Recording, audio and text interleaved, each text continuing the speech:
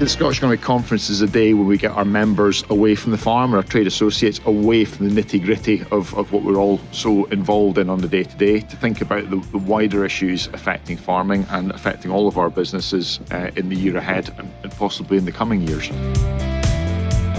We titled the conference Prospering in Leaner Times, really with absolute acknowledgement of where we are at the moment, certainly on combinable crops and indeed on potatoes, with a relatively depressed and well-supplied market. But thinking about the efficiencies that members could gain, thinking about the policy environment, and we also had some real good news stories about the contribution that farming makes to society, about the importance of food supply to UK as a whole, which I think is something that gets lost when we're all looking at a declining line for output prices. We tend to lose sight of that big picture.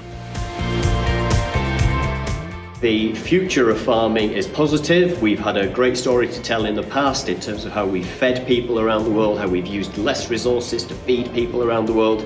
And I think there's a great future for agriculture. And if you can use your resources in an efficient way, you can drive down your costs, you can make more profit, and you can still produce food. And that's really important to lower the carbon footprint of the food that we are producing and the food that we're consuming around the world. Scottish farmers are very progressive, they have a very forward-thinking mindset, they like to ask questions, and that is really what we need going forward, is to be willing to take on new things and embrace things rather than shutting things down right at the very beginning, and that is what will make the difference going forwards.